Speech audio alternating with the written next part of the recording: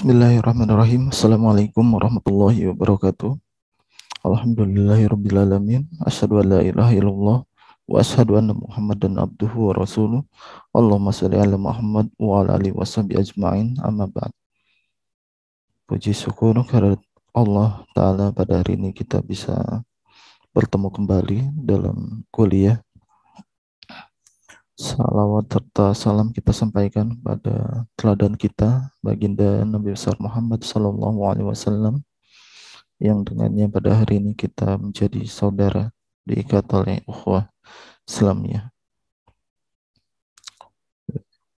Untuk materi kuliah pada hari ini, kita akan melanjutkan materi yang pernah disampaikan di pekan sebelumnya.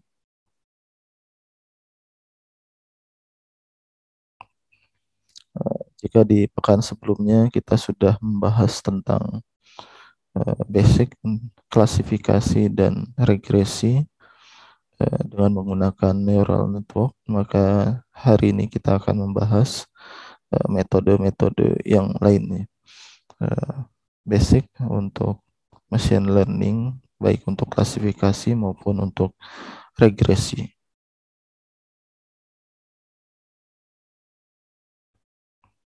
Nah, ini adalah metode pertama yang kita bahas untuk hari ini, yaitu support vector machine. Jadi support vector machine adalah salah satu metode supervised learning menggunakan database tentunya, kemudian menggunakan input dan output yang terdefinisi. Nah, untuk SVM sendiri ini adalah metode pengklasifikasi maupun regresi ya, melalui pemisah hyperplane. Jadi ada pemisah data yang disebut hyperplane. Ini ilustrasi dari metode SVM. Misalnya ada dua kumpulan data, yaitu yang titik-titik merah dan kotak-kotak biru ya. Kemudian kedua tipe data ini dipisahkan oleh optimal hyperplane. Nilainya adalah nilai yang paling optimal. Nilai yang optimal dari hyperplane, ya, garis pemisah. Jarak antara perbedaan kedua tipe data ini disebut margin. Marginnya.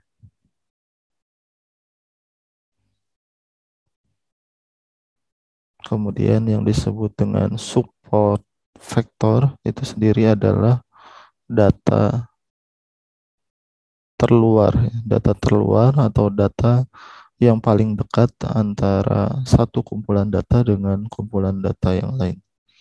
Nah, di sini ada X1, kalau di yang biru ada X2. Ini yang disebut support vektornya. Jadi hyperplane ini dengan marginnya adalah jarak antara data terluar dari masing-masing kelas data.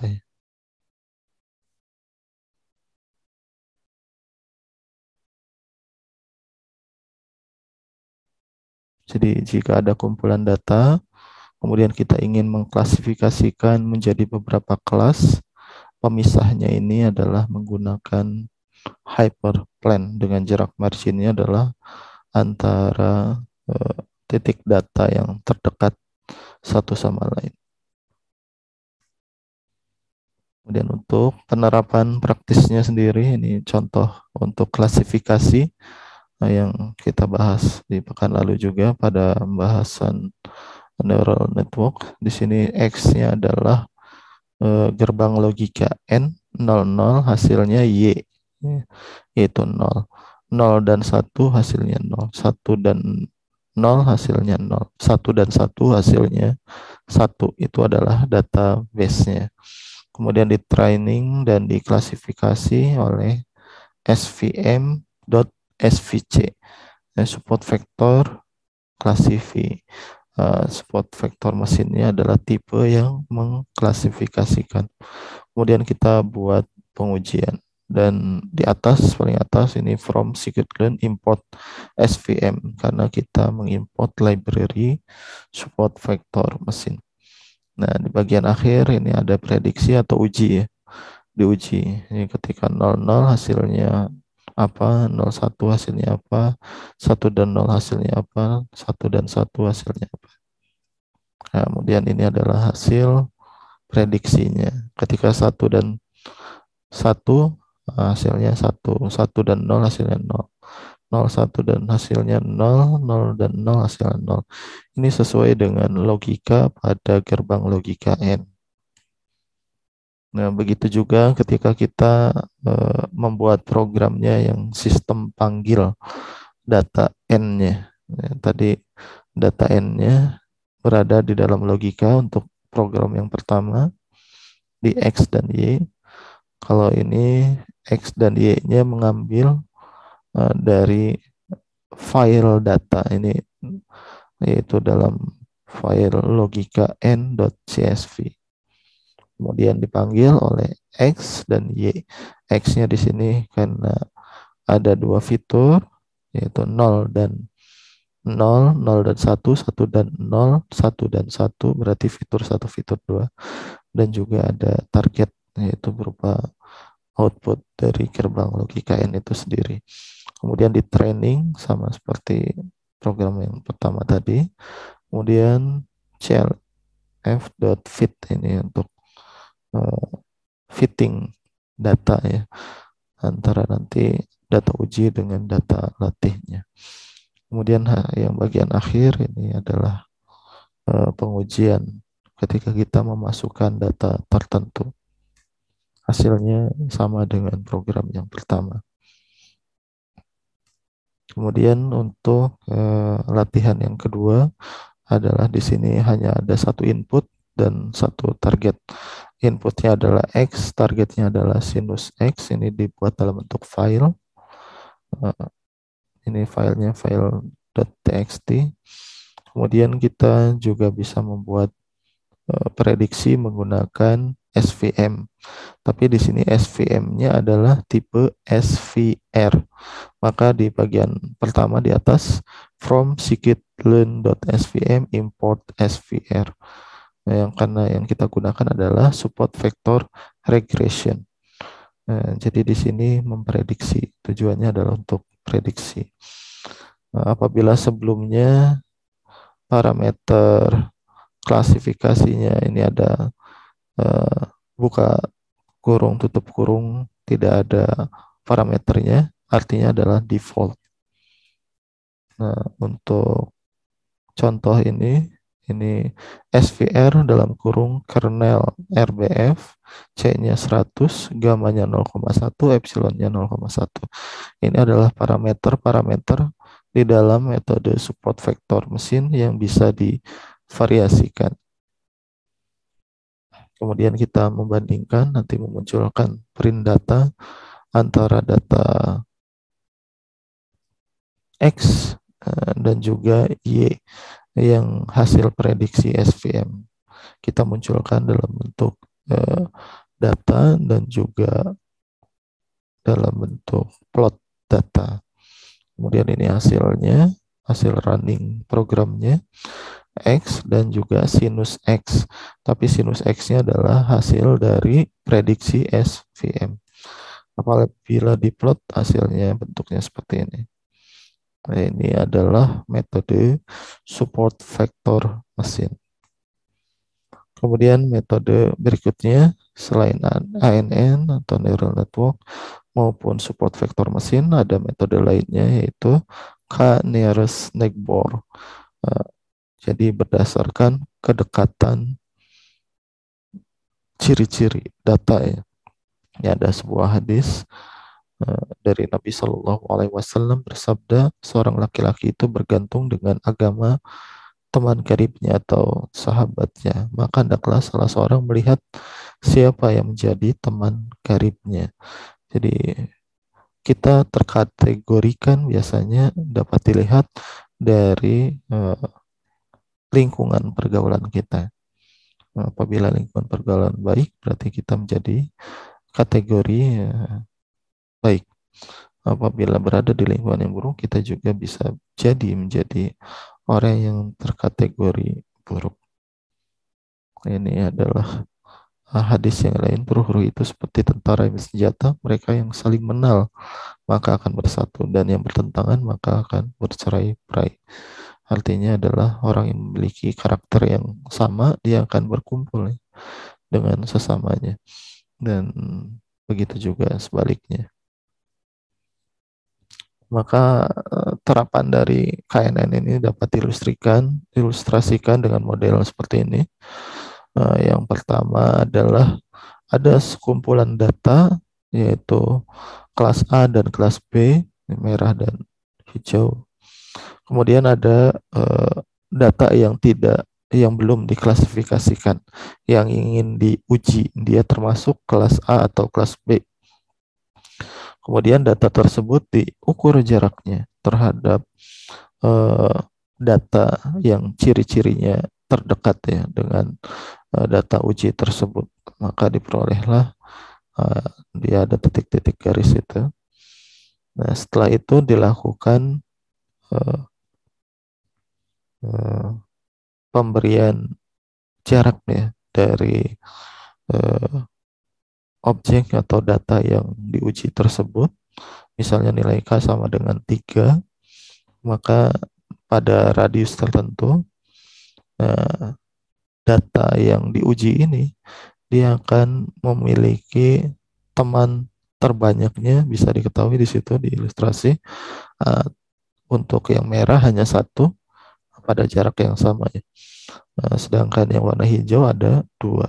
Maka data yang diuji yang tanda tanya tersebut karena lebih banyak dekat dengan yang kelas B, maka data uji tersebut termasuk nanti ke dalam kelas B. Jadi ini adalah mekanisme K nearest neighbor, KNN disebutnya. Kemudian untuk latihannya, ini adalah contoh from scikit-learn sklearn.neighbor import nearest centroid. Nah, ini untuk memanggil library KNN. Kemudian kita masukkan input 0 dan 0, hasilnya output Y, 0, 0 dan 1 hasilnya 0, 1 dan 0 hasilnya 0, 1 dan 1 hasilnya 1. Kemudian untuk training dan klasifikasi, CLF sama dengan nearest centroid. Kemudian CLF.fit. Nah, ini adalah metode untuk klasifikasi dengan menggunakan K nearest neighbor. Kemudian yang paling bawah itu pengujian. Hasilnya seperti metode sebelumnya, ini 100% benar ya, logika gerbang ini. Untuk program yang kedua, seperti yang sebelumnya, ini memanggil file logika n.csv. Jadi data gerbang database-nya, gerbang logika n-nya dibuat dalam bentuk file.csv. Ini hasilnya pun sama. Kemudian untuk yang latihan ketiga, ini ada X dan sinus X. Fiturnya adalah X, targetnya adalah sinus X. Dibuat dalam file sinus.txt. Kemudian ini adalah programnya. From sklearn.neighbor import K neighbors regressor ya. Karena ini adalah memprediksi, maka K neighbor regressor ini adalah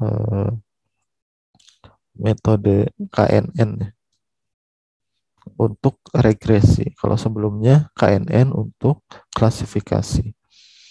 Kemudian kita juga bandingkan dengan database dan diplot dalam bentuk plotting data. Nah, ini hasil running programnya X dan prediksi dari sinus X menggunakan KNN. Kemudian ini adalah output prediksi data sinusnya.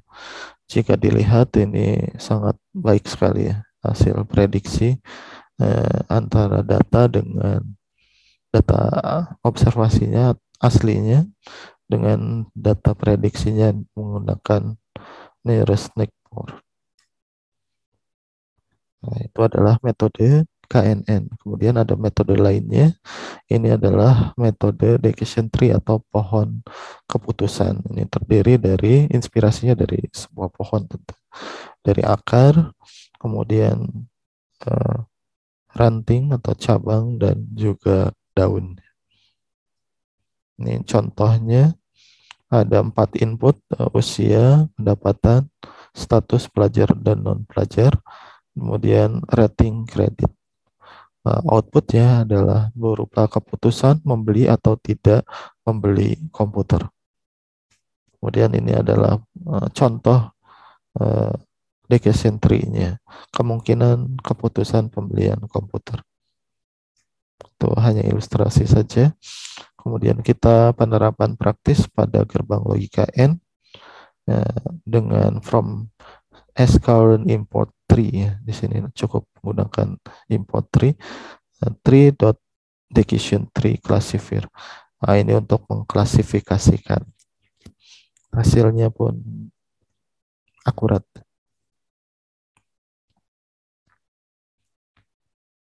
Untuk memanggil file .csv pun hasilnya sama. Ini akurasinya 100% ya untuk gerbang logika N. Dan bisa rekan-rekan uji juga untuk gerbang logika yang lain, baik OR, NOR, X, OR, dan lain-lainnya. Dan ini contohnya hanya gerbang N saja. Kemudian untuk yang ketiga ada prediksi data sinus, sumbu X dan sumbu Y. Sumbu X-nya X, sumbu Y-nya adalah outputnya yaitu sinus X. Untuk regresi menggunakan decision tree, di sini sklearn.tree import decision tree regressor. Jadi ada kata-kata regresornya karena untuk regresi data. Kemudian dibandingkan dengan data aslinya dan di plotting data. Hasilnya seperti ini menunjukkan keakuratan metode decision tree pada kasus data sinus ya. Jadi prediksinya luar biasa, sangat baik. Kemudian untuk evaluasi dari hasil prediksi, biasanya ini yang metode paling sederhana, metode untuk validasi dari metode regresi machine learning itu banyak sekali. Ini adalah salah satu metode uh, untuk evaluasinya, yaitu adalah mean square error, yaitu membandingkan uh, antara data dengan hasil prediksi, data asli dengan data prediksi. Nah, ini adalah sintak program untuk menampilkan MSE, nah, yaitu membandingkan antara data aslinya atau data latihnya dengan data prediksi.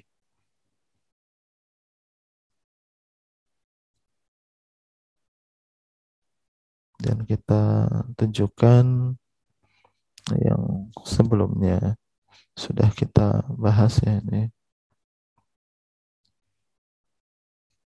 Ini contoh program ANN yang sudah dibahas di pekan lalu. Ini untuk tipe data ini gerbang logika N ya. Kemudian yang paling bawah ini pengujian.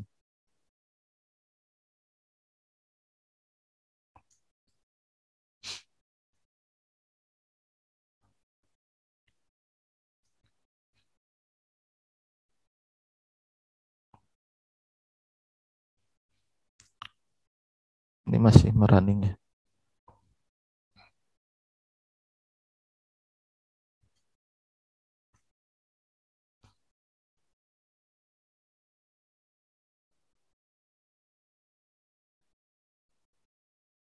Running program ini cukup lama di laptop. Eh, Bapak kena C-nya ini sudah overload ya datanya. Ya sudah full, jadi ketika merunning cukup lama. Ini untuk metode ANN, gerbang logika N. Kemudian ada metode SVM,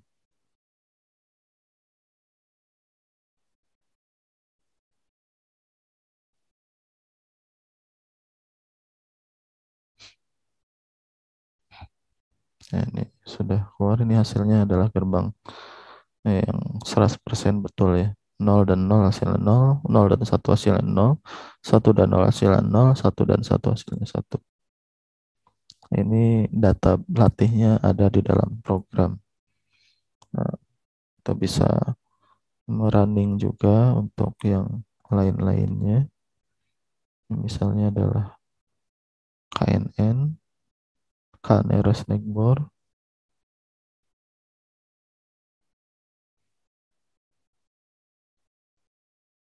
Ini pun 100% betul untuk klasifikasi gerbang N.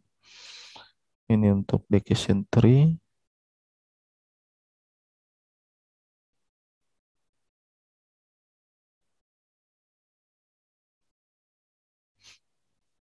Ini hasil prediksinya untuk gerbang N yang data latihnya berada di dalam program. Kemudian untuk data latih yang ada di dalam file. Nah, ini misalnya filenya kita bisa buat dalam bentuk dua format ya. Ini untuk logika n.txt. Nah, ini contoh penulisannya. Fitur satu, fitur 2 target nol dan nol hasilnya nol, nol dan satu hasilnya nol, satu dan nol hasilnya nol, satu dan satu hasilnya satu. Ini cara menuliskan. Ini separasinya dengan menggunakan koma. Nah, ini kalau .text. Kemudian kalau kita nulisnya dalam bentuk .csv, ini bisa dibuat di Excel ya. Kemudian caranya sama seperti .text, fitur satu, fitur 2 target. Nah, ini paling pertama, kemudian baris pertama, baris berikutnya adalah nilainya. Nol dan nol hasilnya nol, nol dan satu hasilnya nol, satu dan nol hasilnya nol, satu dan satu hasilnya satu. Jadi kolom satu, kolom 2 itu input, kolom tiganya adalah target.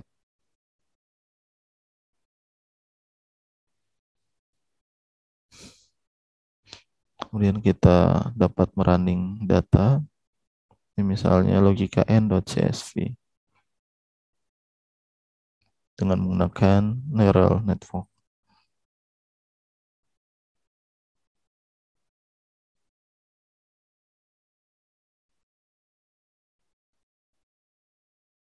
Ini hasil prediksi dengan ANN untuk gerbangnya. Ini data ujinya 00 hasilnya 0, 0, 1 hasilnya 0, 1, 0 hasilnya 0, 1 dan 1 hasilnya 1. Nah, ini akurasinya masih 100% ya. Betul.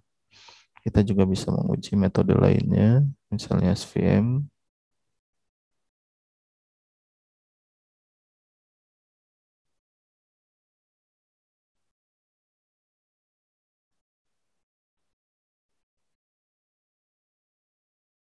Ini hasil prediksinya pun sama ya dengan neural network hasilnya. Betul. Kemudian untuk memanggil data .text juga sama. Ini caranya seperti ini. Ini hasilnya. Betul juga. Ini untuk memanggil file logika n.txt. Ini dibuat di Notepad datanya. Ini data txt. Untuk KNN, file programnya,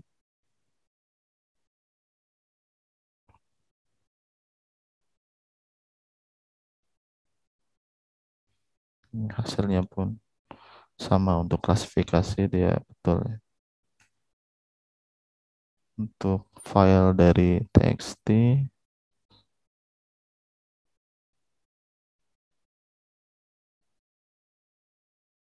Ini hasilnya juga betul. Kemudian Decision Tree.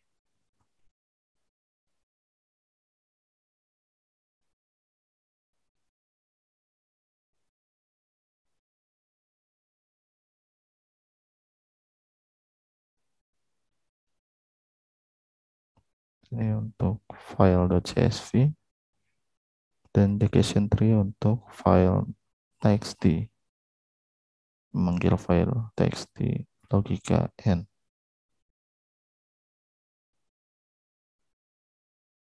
Ini pun hasilnya betul. Ini machine learning untuk klasifikasi. Kemudian ada machine learning untuk prediksi yang tadi contohnya adalah sinus ya, data sinus. Nah, ini contohnya untuk ANN.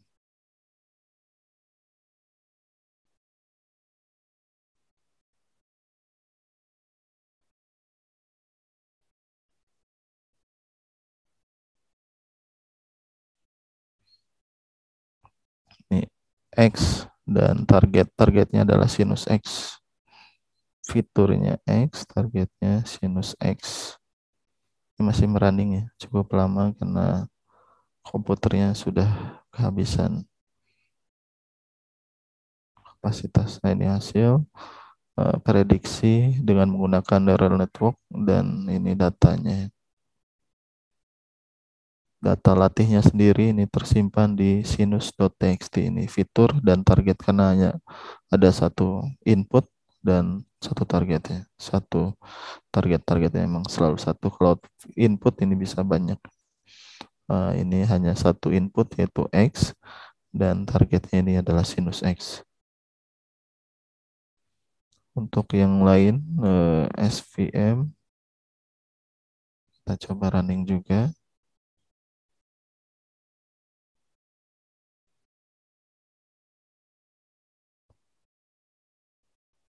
Ini hasil dari SVM.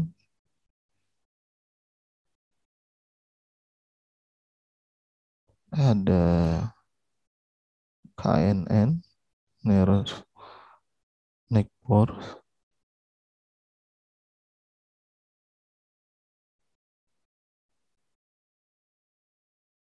Ini hasil prediksinya pun akurat.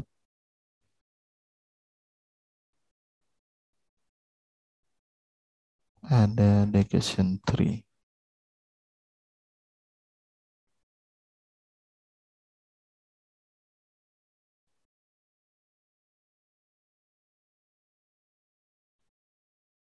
Ini metode Decision Tree pun akuratnya luar biasa ya, bagus. Demikian untuk materi basic machine learning, baik untuk klasifikasi maupun regresi. Kita akhiri dengan hamdalah. Alhamdulillahirrabbilalamin. Assalamualaikum warahmatullahi wabarakatuh.